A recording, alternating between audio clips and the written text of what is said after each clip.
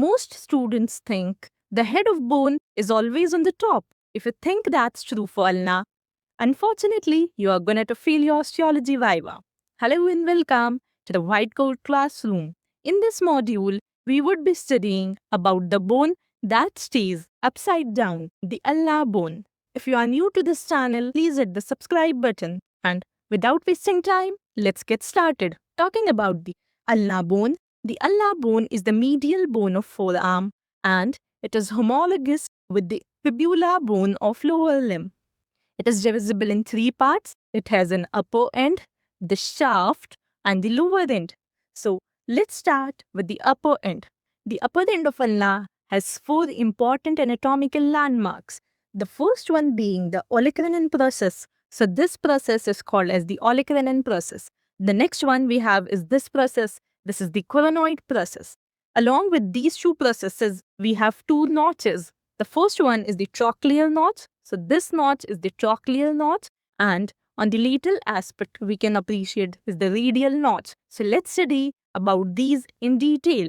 Starting with the olecranon process. The olecranon process is a hook-like process which projects anteriorly. From a side view, we can appreciate it is projecting anteriorly, and it has five surfaces: the superior surface, the anterior surface, the posterior surface, the medial surface, and the lateral surface. So starting with the superior surface, we are appreciating this surface. This is the superior surface of the olecranon process and it is roughened in its posterior part. The next one we have is the anterior surface. So this is the anterior surface. It is articular in nature and it forms the upper part of the trochlear notch. The next one we have is the medial surface. So this is the medial surface and it is continuous with the medial surface of the shaft.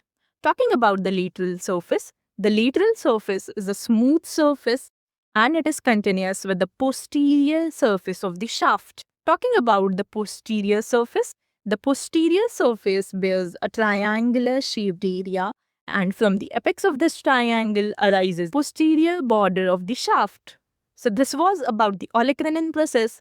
The next one we have is the coronoid process. So this is the coronoid process. The word coronoid means crow beak. So the appearance of this process is like a beak of a crow. The coronoid process has four surfaces: the superior surface, the anterior surface, the medial surface, and the lateral surface. So starting with the superior surface, this one is the superior surface. It is articular in nature and it forms the lower part of the trochlear notch. Next one we have is the anterior surface. So this is the anterior surface. It is triangularly shaped surface and in its lower part there is presence of ulnar tuberosity. Next one is the medial surface. So the medial surface of the coronoid process is continuous with the medial surface of the shaft. Talking about the lateral surface is divisible in two parts, the upper part and the lower part. The upper part has a notch called as the radial notch which articulates with the head of radius, and inferiorly there is a depressed area, and this depression is for the lodgement of the radial tuberosity. This radial notch has annular ligament for the articulation of head of radius, and this notch articulates with the head of radius forming the superior radio-ulnar joint. This is how superior radio-ulnar joint is formed.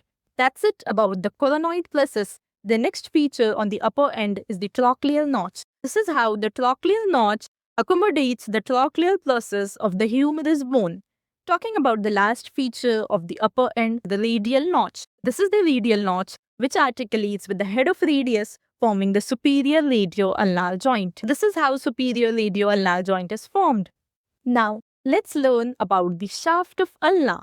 The shaft of Allah has three borders and three surfaces. So let's learn about the borders. The lateral border or the interosseous border is the sharpest of all the three borders. It is sharpest in its middle part. So if we will be dividing the shaft in four parts, the first part, second part, third part, and fourth part. So roughly in the second and third part, it would be sharpest. So over here it is sharpest. Interosseous border is continuous superiorly with the supinator crest. So this is the supinator crest and it is continuous with this supinator crest. And inferiorly, it can be traced up to the lateral side of the head. So this is the head. Up till its lateral side, we can appreciate it. Now, after the interosseous border, let's appreciate the anterior border. So this one is the anterior border. The anterior border is a thick and rounded border, and it begins from the medial side of ulnar tuberosity. So here we have is the ulnar tuberosity. This was the lateral border. So this is the lateral side and this is the medial side. So on the medial side of ulnar tuberosity, above it, from here arises the anterior border. It runs downwards and inferiorly. It terminates just medial to the styloid process or at the medial border of the styloid process.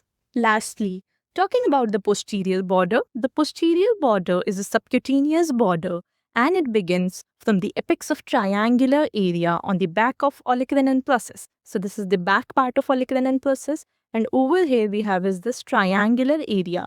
So from the apex of this triangle runs downwards the posterior border and it terminates at the base of styloid process.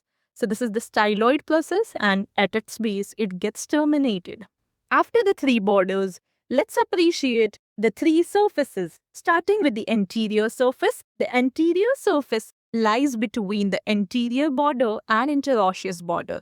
So this is the anterior surface. On the anterior surface, we can appreciate this opening. So this is an opening of nutrient foramina, and this nutrient foramina transmits nutrient artery, which is a branch of anterior interosseous artery. Talking about the medial surface, this is the medial surface.